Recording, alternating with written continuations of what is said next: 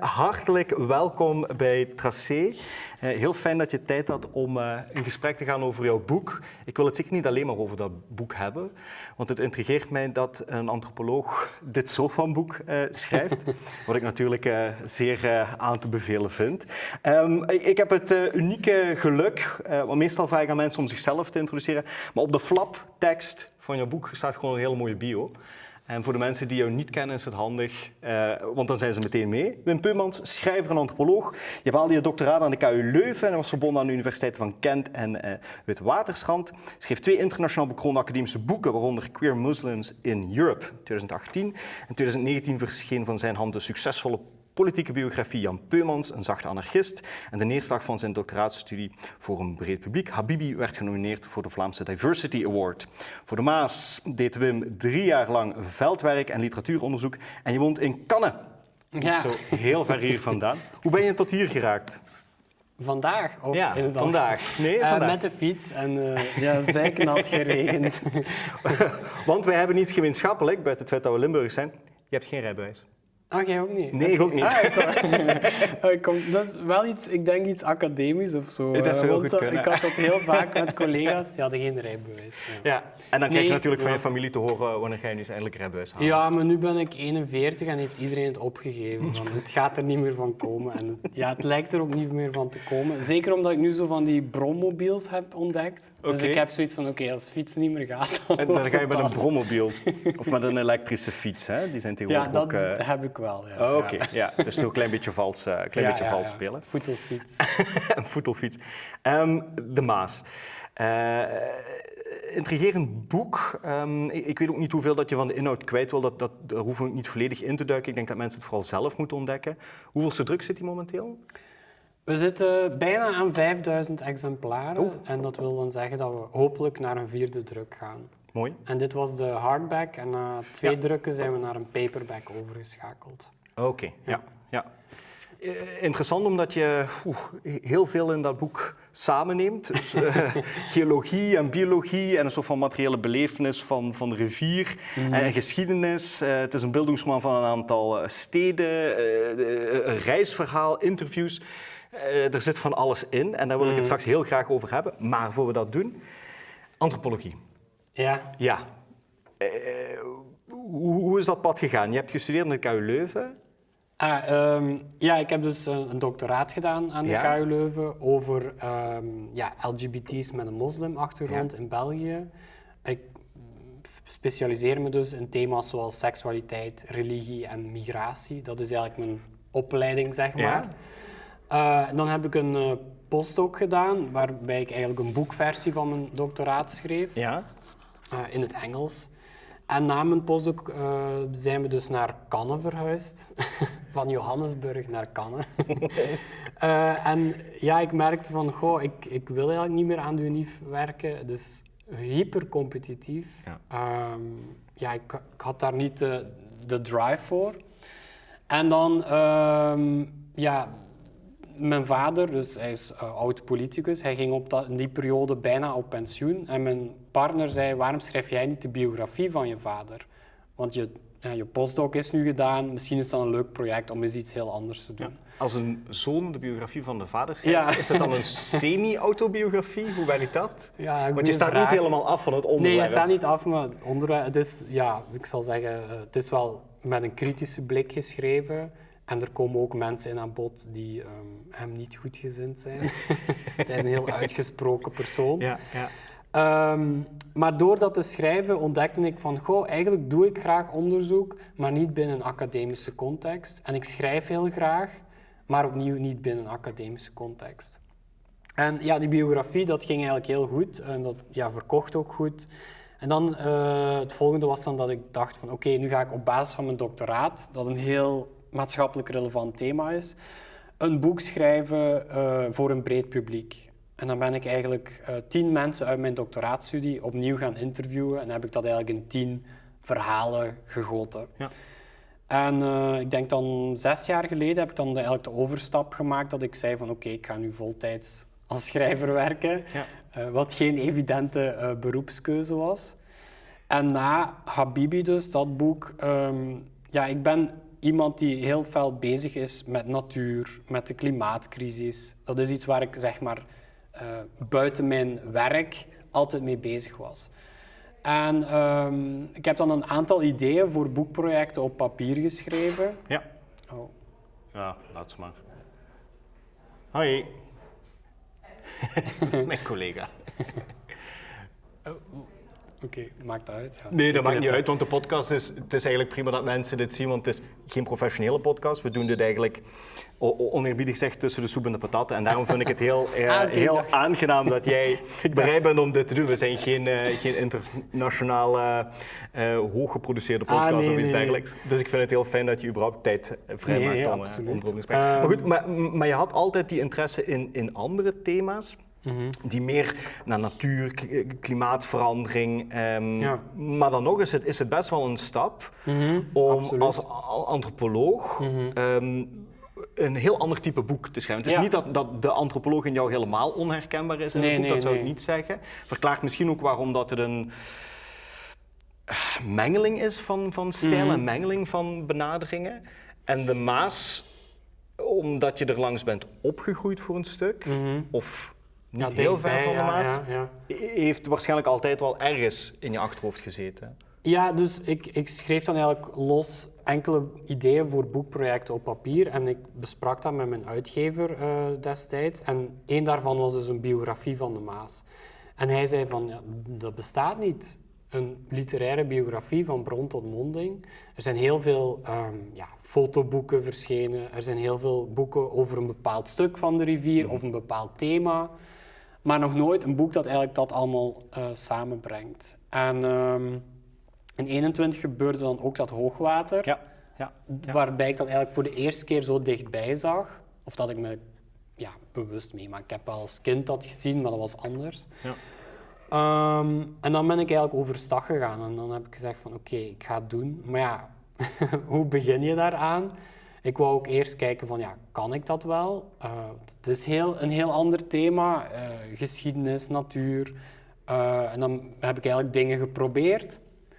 En dan zo 10 hoofdstukken geschreven. En dan ondertussen had ik een nieuwe redacteur, Wil Hansen. Hij is onlangs overleden. Hij was de vaste redacteur van Stefan Hertmans en David van Rijbroek. Ja. Dus dan ben je wel in goede handen. Ja. Maar die 10 eerste hoofdstukken, hij brak dat helemaal af. Omdat hij zei, het was dan echt zo'n literair boek dat dan zo mooi geschreven is, maar hij zei, de lezer gaat zich bedrogen voelen, want hij gaat er niet genoeg uit leren. En je moet echt, je moet meer als een journalist gaan schrijven. En hij zei ook zo van, je moet je eigenlijk niet aantrekken van wat mensen ervan gaan vinden, van gaat dit literair zijn, bla bla. Want dat zijn dan meer vragen waar je dan als schrijver mee bezig bent. Ja. En dan heb ik dat eigenlijk losgelaten. En dan ben ik eigenlijk gewoon opnieuw begonnen en zo eigenlijk keihard gewerkt. En ik ben dus van bron, ik heb dat wel in stukken gedaan, ik ben van bron tot monding gegaan. En elke plek die ik bezoek belicht een ander facet van de rivier. En het is eigenlijk de eerste keer dat literatuur, onderzoeksliteratuur, uit verschillende taalgebieden en disciplines over de Maas, Frans, Engels, Duits, Nederlands, dat samengebracht wordt in een boek en meer als een verhaal vertelt. Want je kan niet gewoon droog vertellen hoe de rivier ontstaan is. En je kan dat doen, maar... dat is een ander type boek. Dat is een ander type boek. Ja. En... ik denk het feit dat ik antropoloog ben, als antropoloog benader je de werkelijkheid vanuit verschillende facetten. Ik was ook geïnspireerd, omdat mijn partner toen nog aan de universiteit werkte en ik had nog vrienden die daar werkten.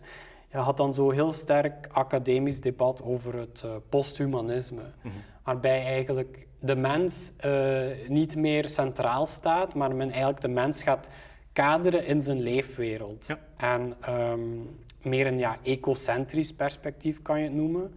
En dat inspireerde me eigenlijk van wat als je die rivier als centrale, als rode lijn maakt. Wat leer je dan over de geschiedenis en over de relatie tussen mens en natuur? Want ik heb dan ook heel veel rivierboeken gelezen, maar vaak gaat het niet over de rivier. Dan gaat het over, deze veldslag heeft hier plaatsgevonden of die hertog had een illegale relatie met... Alles zo van die faits divers. Ja. En ik miste dan de rivier. Dus dat heb ik proberen altijd aan te houden. Ja, dat de rivier zelf de actor wordt in plaats van de achtergrond. En ik denk dat je dan een heel ander perspectief krijgt. Welke dingen die je misschien als vanzelfsprekend nam of zelfs helemaal niet wist, zijn je opgevallen tijdens dat onderzoek over de Maas? Want je hebt er 3 jaar aan gespendeerd. Ja. Zitten daar Eureka-momenten tussen, aha-erlebnissen? Absoluut. Ik ben opgegroeid tussen Tongeren en Maastricht. Dus, in Riemst. Maar dat kent niemand. Dus ik kwam vaak in Maastricht, maar ik nam die rivier eigenlijk wel als vanzelfsprekend aan. En sinds ik in Cannes woon, de buitentuin van Maastricht, voortuin van Maastricht, kom ik bijna elke dag in de stad en zie ik de rivier dus ook bijna elke dag. Maar opnieuw wist ik er niet zoveel van. Wat me opviel is dat het een beetje de rivier van de underdog is. Zeker in Vlaanderen en Nederland, waar ze door provincies stroomt, die door de rest van het land of landsdeel als achtergesteld worden gezien. Ja. En dat zie je dan ook hoe mensen buiten het stroomgebied naar de rivier kijken. Mensen denken bijvoorbeeld dat de Schelde historisch veel belangrijker is. Ja. Maar als je dan in die geschiedenis... ik bedoel, Gent... Wat heb je van steden langs de Schelde? Gent en Antwerpen. En als je kijkt naar de Maas, dat zijn allemaal... Vooral in de middeleeuwen, historisch gezien, allemaal heel belangrijke steden. Ja. Van in Frankrijk tot aan de monding. Ja. Dus dat was één ding. Dus eigenlijk denk ik dat de Maas een beetje... Of het Maasstroomgebied... En vooral in Nederland en Vlaanderen een beetje het stiefkind van de geschiedschrijving is. Ja. En dat las ik ook in... Ja, je haalt het aan in het boek. Ja, dan moet ik even kijken, want ik heb in plaats van blaadjes ertussen bladzijden Ingrid Evers. Ja, die zei dat... Het historisch overdeelde Maasland, schrijft historica Ingrid Evers, is het stiefkind geweest van de geschiedschrijving. En daar is zeker iets voor te zeggen. Dat is altijd Dat is waarom ik blij ben met het feit dat ik hier mag werken. Want als je nu alleen Limburg neemt, beide Limburgen eigenlijk, er is nog zoveel geschiedenis te schrijven, niet alleen van de Maas. En wordt door mensen vaak wat over het hoofd gezien. En ik denk dat je dat ook beschrijft met de manier waarop dat er naar die Maas gekeken wordt als niet relevant of niet langer relevant. Een plek zonder echt geschiedenis of een plek waar dat nooit interessante geschiedenissen te vertellen zijn. En dat is absoluut niet zo natuurlijk. Ja. Of maar minder ik denk dat de perceptie is van het centrum van het Tuurlijk, land. ja. Ik bedoel niet dat feitelijk de situatie is omdat er geen onderzoek naar gebeurt. Maar je merkt vaak dat... En hier in Limburg is dat ook zo. De interessante stukken die geschreven worden, wordt meestal voor een Limburgs publiek geschreven. En het is veel moeilijker om een casus over Limburg verkocht te krijgen aan de Randstad bijvoorbeeld. Of om mensen uit de Randstad tot hier te krijgen, om eens te komen kijken naar de bronnen. Ja. Die hoogwater in 2021 in Valkenburg leidt tot best wel wat verlies, ook van archiefmateriaal. Is wel een van die factoren van hoe dat wij samenleven met zo'n rivier. Hè? In je boek zie je dat ook, en er zijn natuurlijk ook ander werk over geschreven, hoe dat die rivier en de mensen die er langs wonen eigenlijk constant in een soort van spanning, samenwerken, soms onderhandelen met de rivier. Stad als delta, omschrijf je bij Luik. Is de Maas daarin anders dan veel andere rivieren in de Lage Landen? Omdat de Maas bijvoorbeeld in tegenstelling tot de Rijn echt een regenrivier is. En dat hoogwater, daar heeft men dan een naam voor, dat noemt men Maasvloeden, omdat dat zo plots en hevig kan gebeuren. En ook het, ik vergeet altijd dat woord, debiet van de... Nee, het verval? Het verval, sorry, dat is het. Het verval van de rivier is eigenlijk, dat is eigenlijk een beetje vergelijkbaar met een trap. En tussen, ik denk, Givet en Venlo is dat zoals 15 trappen. Dus dat water komt ook heel snel en wordt gevoed door heel veel zijrivieren die ook heel snel stromen. Dus dat gaat gewoon ontzettend vlug als er hoogwater is. En dat is dan een verschil bijvoorbeeld met de Schelde, die meer een laaglandrivier is. Ook een 2/3 van het stroomgebied van de Maas heeft. Dus in die zin is dat zeker een verschil. En ook een andere relatie voor de mensen die er langs wonen. Ja, ik kan dat nu niet vergelijken, want ik heb geen onderzoek snap ik. gedaan Ja, in de Schelde en zo. Maar ja, ik merk wel altijd dat mensen dat zo erbij nemen. En ook heel vasthouden aan daar willen blijven wonen. Ja. Ik was... Ja, dat had nu niet met mijn onderzoek te maken, maar ik was een happeneerd in de kerk voor een lezing. En die vertelde dan van het hoogwater van 21 en hoe gezellig dat was. En, heel spannend, maar ze hadden dagen niet geslapen. En, maar dat leek zo gewoon, dat hoort er zo bij Deel als je van het aan een rivier woont. Ja. En mensen nemen dat er gewoon bij. Ja. Een van de dingen die mij ook opviel is dat je op gezette tijden, in het begin doe je dat, in intermezzo's doe je dat, terug gaat naar de rivier zelf. Hè? Je omschrijft hem als zacht, iets waaruit hoop ontspringt. Maar een soort van fysieke ervaring met die rivier is belangrijk in het boek. Of, dat is nu mijn projectie, maar leek mij belangrijk voor jou in dat boek? Ja, omdat je wil dat de lezer ook de rivier op verschillende manieren beleeft. Anders wordt het voor mij te droog. En ik wil het zelf op verschillende manieren beleven. Dus ik ben gaan wild plukken met iemand die veel van kruiden of planten kent. Ik ben afval gaan rapen, bevers gaan spotten, vogels spotten, kajakken. En natuurlijk wandelen en fietsen en zwemmen. Ja. En dat zwemmen vond ik toch ook belangrijk om erin te hebben, omdat ik merk dat dat steeds populairder wordt. Je hebt ten zuiden van Maastricht wordt er elk jaar een maastrap, een houten trap op de oever geplaatst. Ja. En dan gaan mensen dus echt in het open water zwemmen en dat wordt gedoogd door Rijkswaterstaat. En dus dat wordt ook steeds populairder, dus ik wou dat ook zelf meemaken en in verschillende seizoenen. Dat doe ik nu niet meer, dat was enkel voor het boek. Want dat was in december, dan was het buiten, weet ik veel, 7 graden en dan ging ik zwemmen. Ja, ijskoud natuurlijk. Ja. Maar is dat de achtergrond van je opleiding antropologie? Want ik kan mij niet snel voorstellen dat een historica, dat op die manier zou doen. Je wou een heel ander perspectief krijgen dan alleen maar wat er geschreven staat, dan alleen maar de verhalen van de mensen die je interviewt. Ja, want ik lees ook veel geschiedenisboeken en dan... ik bezocht een plek en ik nam dat als aanknopingspunt om dan over een deel geschiedenis te praten. Bijvoorbeeld, ik bezocht Anserem, waar Félicien Rops, bekend Belgisch kunstenaar uit Namur, elk jaar neerstreek met een hele groep kunstenaars en zo'n kunstenaarskolonie oprichten. Ja. Of zo zijn er verschillende dingen. Ik ga afval rapen en dan vertel ik over historische en hedendaagse vervuiling van de rivier.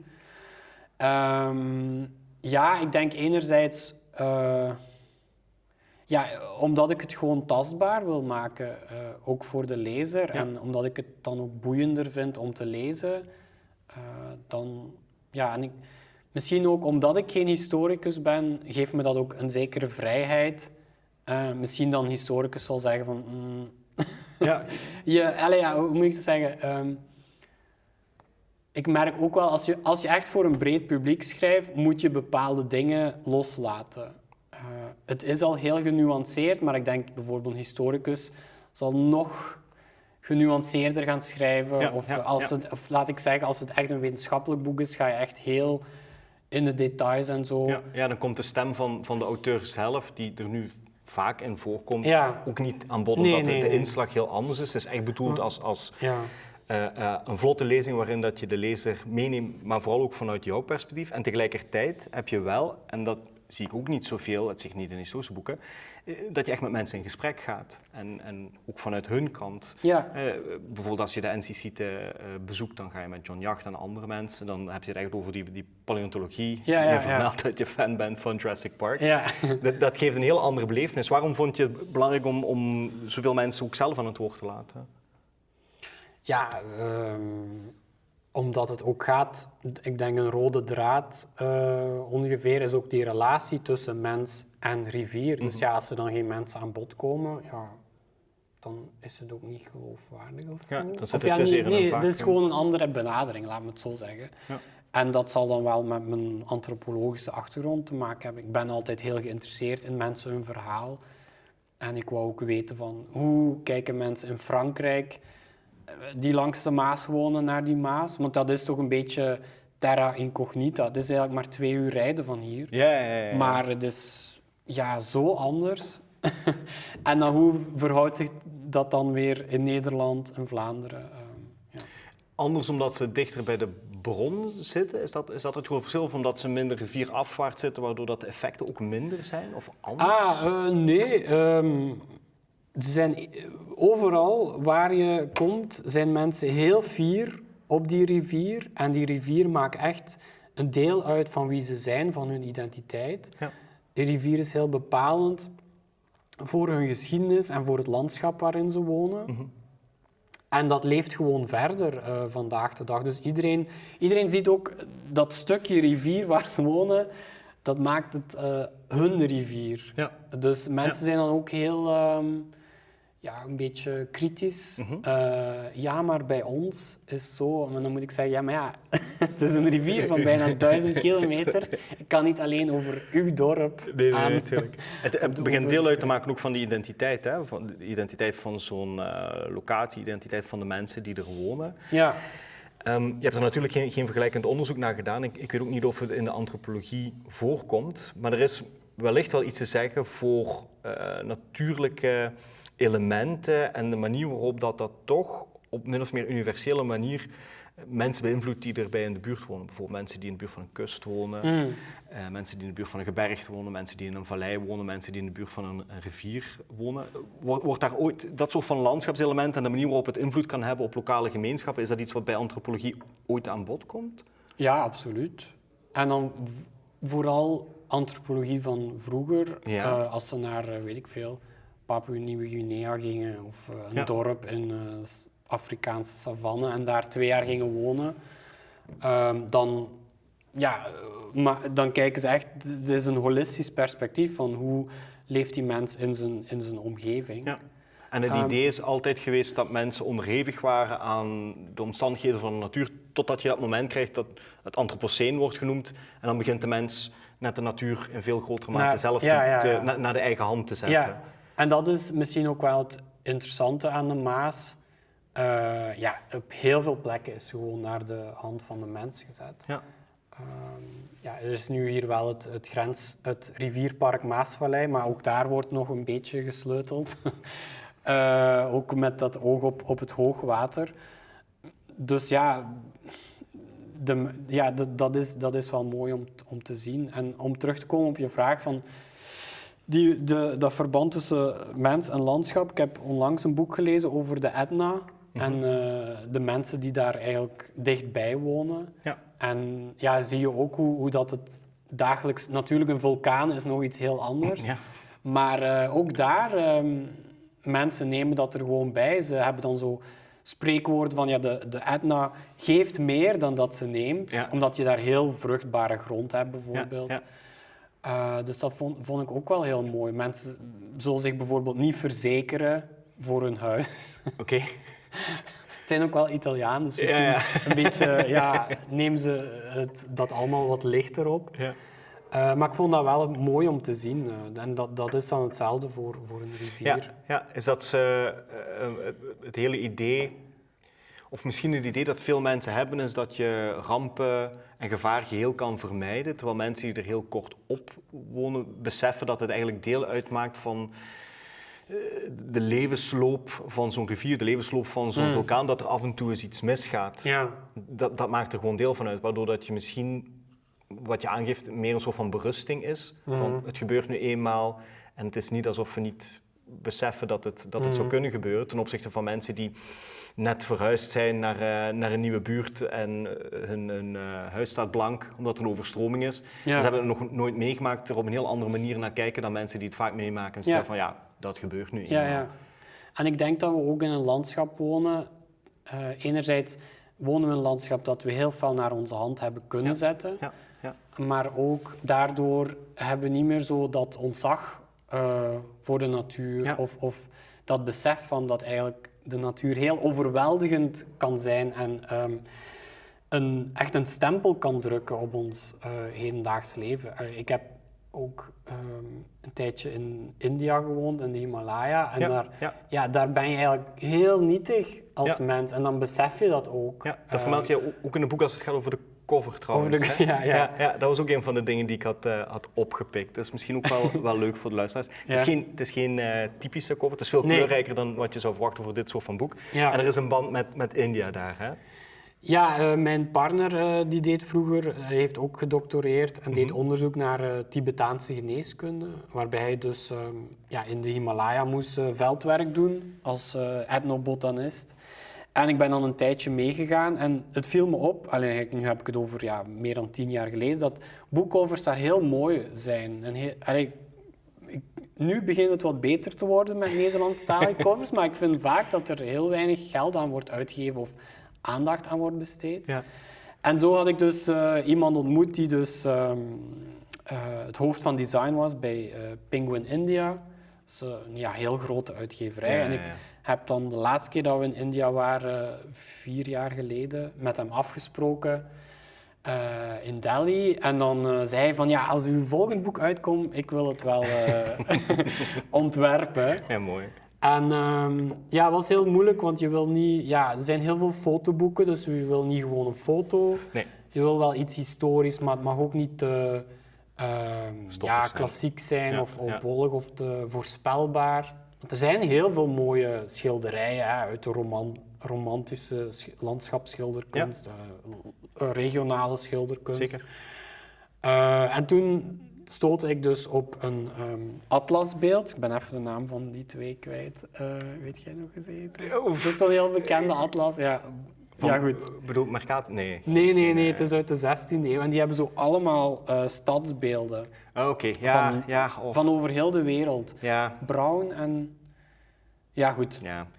En dat was dit is dus een afbeelding van Luik in die periode. En ik vond het ook leuk dat het Luik is. Moet ik oppassen wat ik zeg, dat we hier in Maastricht zijn. Oh ja, maar dat hoef je niet voor mij is Luik wel was historisch gezien ook de eerste echte stedelijke agglomeratie of stad in de Maasvallei.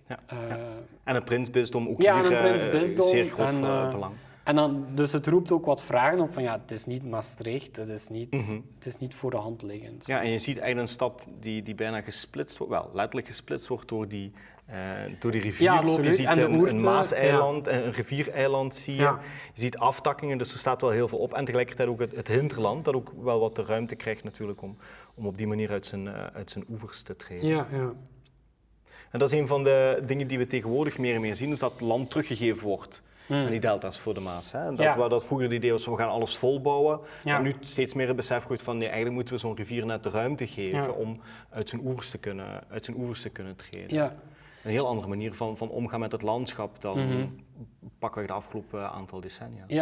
Ja, dat is natuurlijk ontstaan na het hoogwater van de jaren 90. Ja. Heeft men eigenlijk die plannen lagen er al langer, maar dan is dat eigenlijk in een stroomversnelling gekomen.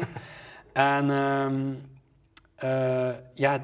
het ding is wel dat men toen eigenlijk heel veel heeft rekening gehouden met hoogwater, maar nu zie je eigenlijk dat het klimaat wordt aan beide kanten extremer. Dus je hebt meer water, maar je hebt ook veel meer periodes van minder afvoer en droogte. Ja. Dus daar wordt nu ook naar gekeken van hoe vangen we dat op? Want dat heeft natuurlijk heel veel gevolgen, niet alleen voor de mens, maar ook voor fauna en flora. Ja.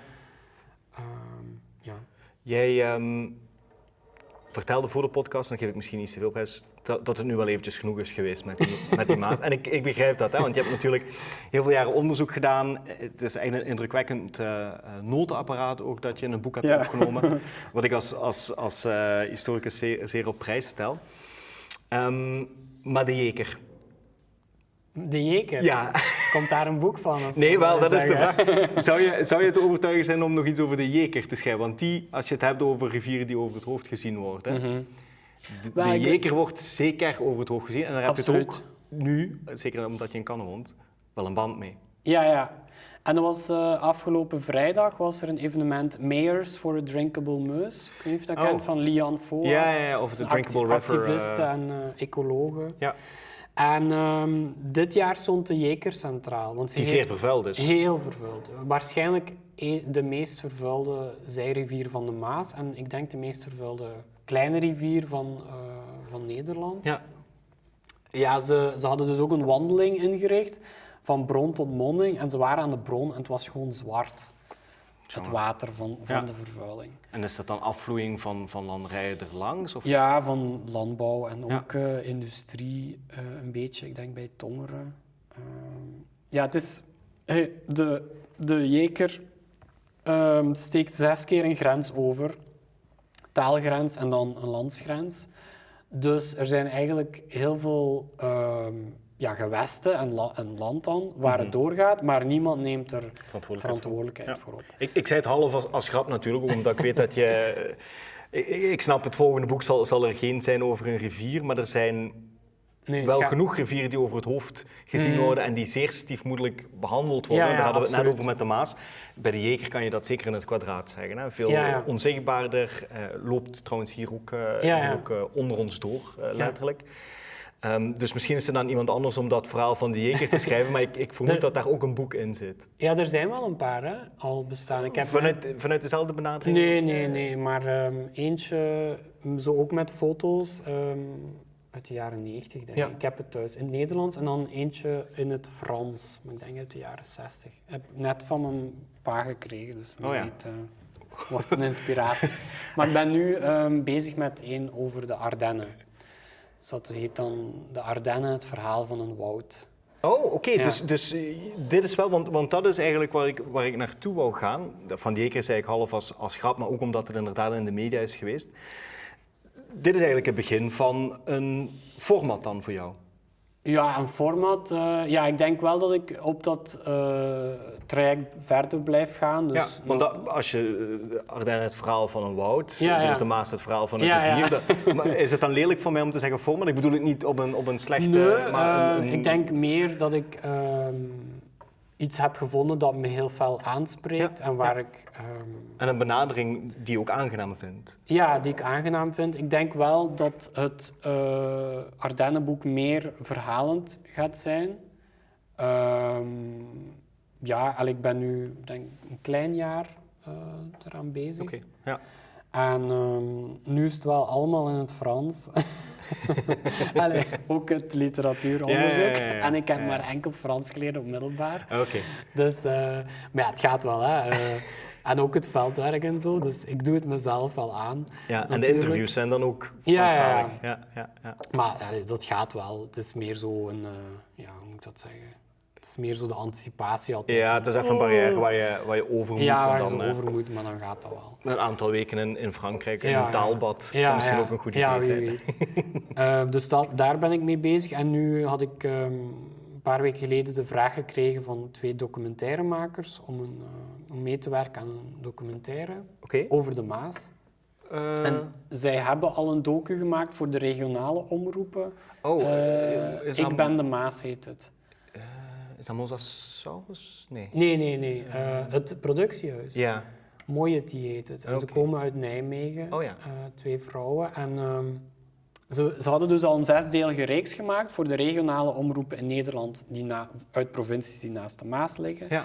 En nu willen ze dus eigenlijk op basis van dat materiaal een 50 minuten documentaire maken. Ja. Ook als een soort van reisverhaal dan om... Ja, het legt de nadruk op de relatie tussen mens en rivier. Oh, mooi. En ik kom er dan in als verteller, voice-over. En ik mag de teksten schrijven. Dus, jongen. Ja, dan ben je nog wel even bezig. Ja, het is altijd een precair bestaan natuurlijk als schrijver, omdat de afzetmarkt voor Nederlandstalige boeken is nu eenmaal niet zeer groot. Het is heel goed om niet alleen in Vlaanderen, maar dan zeker ook in Nederland trachten publiek te krijgen voor wat je schrijft. Wat je zegt, en ik heb er sympathie voor hoor, de academische wereld is een rat race, het kan heel drukkend zijn. Veel mensen kiezen ervoor om artikels te schrijven, maar er is een tijd geweest, en dat is echt al een hele poos geleden, waar het schrijven van boeken eigenlijk de norm was. In de geschiedenis hebben ze dat nog een tijd vastgehouden, maar dat is eigenlijk ook nu echt wel naar artikels toe aan het evolueren. En dat mensen ook echt tijd kregen om zo'n boek te schrijven. Dat is misschien een ander tijdperk, was je wel binnen die academische wereld gebleven. Maar wat ik me herinner, je ziet zo dat het aantal professorposities zo een beetje stijgt. Ja. En dan de managementfuncties die gaan zo heel fel omhoog. En een professor is meer bezig met management en administratie en bureaucratie, omdat dat door de managementtak van de unie wordt opgelegd. En dat creëert gewoon... Ja, een universiteit is geen bedrijf. Een universiteit is een kennis- en onderwijsinstelling. Had je het mee van de media? Was dat Nijmegen is een decaan opgestapt, net omwille van deze regelen? Ik ben nu even de naam kwijt. Ik denk bij de letterenfaculteit, als ik me niet vergis. Ik moet me daar niet op citeren, maar... net omwille van die reden, omdat zij zelf ook aangaf van er is zo'n grote managementlaag. En vaak zie je op LinkedIn ook wel van die cijfers verschijnen dat grote universiteiten met 5000 academisch personeel, en dat is alles van postdocs tot full prof, en daarboven een laag van 7000 in managementrollen, wat natuurlijk een heel erg scheve situatie is. Maar ik begrijp heel goed dat en mensen die niet in de academische wereld zitten, hebben daar waarschijnlijk een vertekend beeld van. Die denken, oh ja, een professor die zit daar wat, die schrijft wat. Maar die wereld is al lang verdwenen. Het zijn eigenlijk managementrollen waarin dat je moet proberen om onderwijs, het binnenhalen van gelden, publiceren, met elkaar moet verbinden. En dan kan je nog lang niet altijd publiceren over waar je echt in geïnteresseerd bent. Want je moet ook een beetje mee in de modetrend van het moment. Ik ben bijvoorbeeld heel positivistisch van insteek. Ik wil met cijfertjes werken. Ja, binnen culturele geschiedenis kijken ze sowieso heel vreemd aan. Of als je niet economische geschiedenis wil doen, dan is dat niet echt gebruikelijk. Dus ik begrijp heel goed dat je de vrijheid wil om te schrijven over wat je echt interesse in hebt. Ja, ik denk ook als ik nog aan de universiteit werkte, dan kon ik dit niet schrijven. Want dan was ik op variaties van mijn doctoraat aan het werken. Ja. Want ook dan, als je iets heel anders wil gaan doen binnen je vakgebied, is ook heel moeilijk. Ja. En het grappige is, altijd als ik academici ontmoet, die zeggen dan, oh wauw, je bent eruit geraakt. Wat is je geheim? Ik zeg, Maar goed, ik vind het heel waardevol hoor, dat niet gezegd. Maar dat is gewoon... niet aan mij besteed. Nee, ik denk dat je beter die beslissing kan maken als je nog relatief aan het begin staat van je loopbaan dan eindeloos vast te houden. Want zelfs mensen die heel vlot publiceren zijn niet altijd de meest gelukkige personen. Mensen die gezien worden als succesverhalen binnen de academische wereld. Ja. Terwijl ik me wel kan voorstellen dat je met veel trots en blijdschap terugkijkt op het moment dat zo'n boek er is. Ik snap dat je even de buik ervan vol hebt, want je hebt heel veel jaar onderzoek gedaan, maar als het er is, het is wel een beetje je kindje in zekere zin. Ja. Wat ik denk dat wel moeilijker is, academisch schrijven is iets wat je echt kan aanleren als ambacht. In een lossere vorm schrijven, zoals wat bij romans gebeurt, ik denk wel dat je daar deels ook gewoon aanleg voor moet hebben. Ik weet niet of je dat... Zo. Of diezelfde omstap die je hebt gemaakt voor iedereen realistisch is. Zo. Nee, want er zijn ook gewoon academici die niet kunnen schrijven. Dus. Of moet ik dat zeggen? Of gewoon heel wetenschappelijk. Ja, heel en dan bij een algemeen publiek landt dat gewoon niet. Tenzij ze heel geïnteresseerd zijn. Ik heb dat ook gaandeweg geleerd, denk ik. Ja, daarom dat je ook een redacteur eigenlijk meekrijgt of een editor die je helpt. En zoals je in het begin van het gesprek zei, na 10 hoofdstukken zegt van nee, het is eigenlijk gewoon niet. Ja, begin maar. Begin opnieuw, maar dit moet herschreven worden of zo. Ja. En dat neem je dan wel mee, want als academicus heb je wel vaak te horen gekregen, dit is niet goed genoeg, begin maar opnieuw of schaaf het wat bij. Ja, ik bedoel, in de academische wereld gaat het er veel harder aan toe. Zoals ik het mij herinner, dus... Ja, dat was ik dan ook gewoon. Geef je binnenkort nog lezingen over het boek? Maar nu weet ik even. In Meersen geef ik een lezing. En in Aals, maar dat is pas volgend jaar. Ik weet het even niet meer. En dan gaat alle energie uit naar de documentaire en naar het nieuwe boek over de Ardennen. Nee, die lezingen, als iemand mij vraagt, dan geef ik Oké. gewoon lezingen. Ja, ja.